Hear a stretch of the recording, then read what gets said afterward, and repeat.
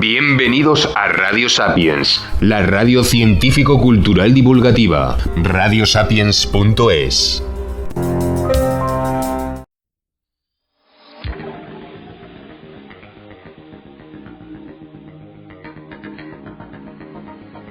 La Interestatal 95 debía estar bajo las ruedas del Hammer H3. En realidad, tenía que ser una larga lengua de asfalto iluminada por la luz de la luna, pero con tanta nieve, a Godric Riley le costaba ubicar la vía. Por eso circulaba despacio, en silencio e inclinado hacia adelante para no perder detalle, mientras su hermano pequeño dormía acurrucado en el asiento del copiloto. El silencio le ponía nervioso y el mundo llevaba años mudo. Pese a que él había advertido a Evans que no pusiera música porque debían estar atentos a cualquier sonido del exterior, no pudo evitar darle al play para que Trisha Yearwood, con su Walk Away Joe, le relajara. «¿Tú sí y yo no?», preguntó Evans sin abrir los ojos. «Calla y duerme», respondió. «Ajá». «No digas ajá, me recuerdas a papá». Evans no contestó y Godric pensó en su padre, Edgar Raleigh, viudo, 2 hijos, cartero y más loco que una puta cabra, se dijo. Aún así, su locura les había salvado la vida. Fue él quien compró ese puzzle de tubos metálicos que componía el búnker pocos años antes de que comenzara la guerra. No porque supiera que Irán atacaría las bases de Estados Unidos dando pie a la Tercera Guerra Mundial, sino porque se avecinaba el apocalipsis según el calendario maya. Rememoró la tarde de verano en la que comenzó todo. ¡Frena!, gritó Evans a su lado, sobresaltándolo. Aunque todo sucedió en unas milésimas de segundo, Godric creyó que el tiempo se había parado. Fue consciente de pisar el pedal del freno antes de ver al chico sentado en la carretera, de cómo el coche derrapaba y se cruzaba en la vía, de cómo lo esquivaba en el último instante y de cómo pudo volver a hacerse con el control del vehículo. Cuando este se detuvo por completo, los hermanos se miraron asustados. «¿Qué coño era eso?», preguntó Godric. No quería creer lo que sus ojos le habían mostrado. «Estará muerto», respondió Evans. «Nadie podría aguantar la temperatura que hay fuera, joder». «Tenemos que bajar a ver». Godric agarró de la parte trasera unas raquetas para las botas, el abrigo y un rifle de caza. Jamás habían tenido que usar un arma, pero más valía prevenir. La nieve caía con parsimonia bajo la luz de su linterna. Pese a que nevaba por todo el país y probablemente en todo el mundo, por culpa de las armas meteorológicas y el invierno nuclear, en aquella parte de Estados Unidos todo se había congelado. Godric sintió como el frío le acuchillaba las articulaciones en cuanto bajaron del Hammer y, por el encogimiento de su hermano, supo que a él también. Le hizo un gesto con la cabeza y ambos se dirigieron hacia atrás, Godric con el arma y Evans con el haz de luz. Apenas caminaron unos metros cuando dieron con el bulto en la carretera. Continuaron con sigilo. A Godric le temblaba el rifle en las manos, por el frío y por el miedo. Evans se adelantó un poco y rodeó al chico. Estaba congelado. No pasaría de los 20 años y permanecía con los ojos cerrados y sentado en la posición de la flor de loto, con las piernas cruzadas una encima de la otra, como si estuviera meditando. Su ropa estaba llena de carámbanos y su pelo cubierto de nieve. Su piel relucía cubierta de una patina helada.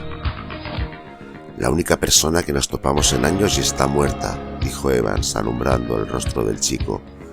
«¿Cuánto tiempo llevará así?» «No lo sé. Mucho, quizá», respondió Godric. Bajó el arma. «Al menos parece que murió tranquilo. Pobre». En ese momento el chico abrió los ojos. Tenía la mirada blanca, como si sus pupilas se hubieran diluido. Gritó. Irwin permanecía clavado en la puerta de su cabaña, con la mirada perdida, casi sin parpadear. La noche era muy fría y estaba aterido, pero no se daba cuenta, como tampoco se percataba de los saludos que le dedicaban sus convecinos al pasar por el camino que conducía a la plaza. Había reunión en el fuerte. El coronel tenía algo que anunciar y Villa Salvación se había convertido en un hormiguero lleno de vida. Irwin rebobinaba sus recuerdos como si fueran una cinta VHS. ¿Qué acababa de pasar dentro de la cabaña? Su mente pulsó el botón del stop cuando llegó a la parte de los invernaderos unas horas atrás. Allí había tenido una discusión con Ralph Lee. Nada fuera de lo normal. Pasaba todos los días, aunque su carácter afable hacía que las discusiones parecieran un simple intercambio de opiniones. Y, al final, siempre se dejaba convencer o cedía para evitar confrontaciones. Las peleas no iban con él. La violencia le horrorizaba, así que la evitaba a toda costa. Pese a eso, al llegar a la cabaña su humor era de perros, aunque a lo máximo que llegaba cuando tenía humor de perros era soltar un «jolines». «Irwin, pequeño, ¿qué tal el día?», le llegó la voz de su madre en cuanto cruzó la puerta. «Mamá, tengo más de 40 años», respondió con fastidio, mientras se quitaba el abrigo y los guantes. «¿Cuándo vas a dejar de llamarme pequeño, jolines?». Audrey se asomó desde la puerta de la cocina. Era baja, delgada y con una joroba dowager, fruto de la osteoporosis. Arrugó aún más su ya arrugado entrecejo y apretó la boca en señal de desaprobación. Sus ojillos le estudiaron con detenimiento. Irving odiaba cuando le examinaba así. «Has dicho un taco. Algo grave ha tenido que pasar en el invernadero. ¿Has discutido otra vez con Ralph Lee?». «Déjalo estar, mamá». Irwin fue hasta la cocina. Audrey cortaba cebolla con un cuchillo enorme. En el fuego de la chimenea había una olla con una sopa hirviendo. «No me apetece hablar de ello. Solo quiero probar esa deliciosa sopa». «¿Quieres que vaya a hablar con él?». «¡Claro!», exclamó él antes de sentarse a la mesa. «Y de paso habla con sus padres también para que le castiguen sin salir de la habitación». Su madre dejó de cortar cebolla y entornó los ojos. Fue hasta la olla y la removió. «Estás siendo irónico. No me gusta cuando haces eso, pequeño. Solo me preocupo por ti». Volvió a la mesa y agarró otra cebolla. «Si tu padre estuviera aquí ahora mismo, estaría sobre sus rodillas y con el culo como un tomate. Él nunca hubiera permitido que me hablases así. ¿O no recuerdas cuando...?» Irwin desconectó. Sí, recordaba al cabrón de su padre. No hacía tanto que había muerto de cirrosis hepática. ¿Cómo no acordarse del viejo llamándole desde la habitación oscura cuando volvía del colegio? «Irwin, pequeño, ven». De sus manos toscas, desnudándole y pegándole para que se diera prisa en contentar a papá. «Vamos, toca aquí, verás qué dura se pone». De cómo le obligaba a... «Esto es un juego entre nosotros. No se lo debes decir a nadie, ni a mamá. Sigue tocándola». No quiso continuar. Aquellos recuerdos estaban más que enterrados. La habitación oscura derruida, su padre lleno de gusanos. Irwin miró a su madre y al cuchillo. Audrey le estaba riñendo, o eso suponía, porque solo veía su boca vieja y desdentada abrirse y cerrarse, sin duda formando palabras. Pero Irwin no la escuchaba, solo la miraba con asco y odio. Ella nunca supo nada. Vivía en su mundo happy flower, bla bla bla bla y más bla bla bla bla. Tenía un pelo canoso que brotaba de su barbilla y que le daba un asco enorme. Bla bla bla bla bla. Tu padre, ese gran hombre, si él estuviera vivo, bla bla bla bla. El enorme cuchillo cortaba cebolla, cortes finos. Irwin comenzó a llorar mientras su madre continuaba con su tarea. Le hablaba y un diente aislado bailaba en su boca. Bla bla bla bla, porque yo te quiero mucho, pequeño, pero últimamente, bla bla bla bla. Ya no sabía por qué lloraba, si por el recuerdo de lo que le hacía su padre, si por la jodida ignorancia de su madre o por la cebolla. Además, se sacrificaba mucho por ti. Incluso salía antes del trabajo para poder estar en casa cuando tú llegases. Mamá, ¿quieres callarte de una puta vez? Golpeó con las dos manos en la mesa, haciendo temblar tenedores, cucharas y platos. ¿Quieres callarte de una puta vez? Irwin se levantó de la silla tan bruscamente que ésta cayó hacia atrás. Agarró a su madre del pelo y le estampó la cabeza contra la tabla de cortar. Solo una vez. Clonk.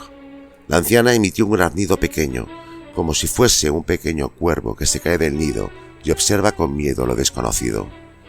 Su hijo agarró el cuchillo de cocina y comenzó a serrarle el cuello. Ella gritó. Él estaba fuera de sí, con la respiración entrecortada y una vena latiendo en la sien. Bla, bla, bla, bla, bla. La sangre le manchó la cara y el reguero que chorreaba del gaznate de la anciana empapó las cebollas. Irwin lloraba y reía a la vez. Casi no veía lo que estaba haciendo, solo sabía que lo tenía que hacer. Aquella vieja del demonio tenía que morir para poder enterrar todo su pasado, para cerrar la puerta a la habitación oscura. Cuando terminó de separar la cabeza de Audrey del cuerpo, la arrojó dentro de la olla que estaba al fuego. Después se fue a vomitar al baño. Terminó de lavarse las manos y la cara en una palangana de metal. Cerró los ojos. No podía creer lo que acababa de hacer. Le invadía una extraña sensación, mezcla de euforia y pánico. ¿Qué pasaría ahora con él? ¿El coronel ordenaría que le condenaran a muerte? Aquel viejo era capaz. O quizá no. Nunca había pasado nada semejante en el fuerte. Le desterrarían de vía salvación y moriría a manos de aquellos seres albinos salidos del Averno que nunca había llegado a ver. Cuantas más vueltas le daba, más se arrepentía de haber matado a su madre. ¿Y si se deshacía del cuerpo? Quizá podría quemarlo.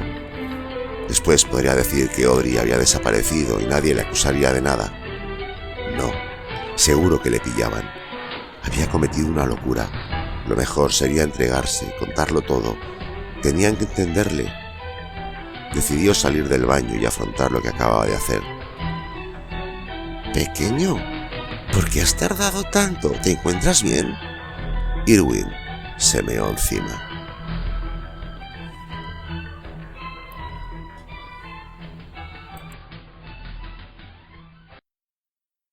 Hola, sígueme en este vídeo durante unos minutos donde te voy a explicar cómo puedes tener tu publicidad con la opción que más te guste. ¡Acompáñame!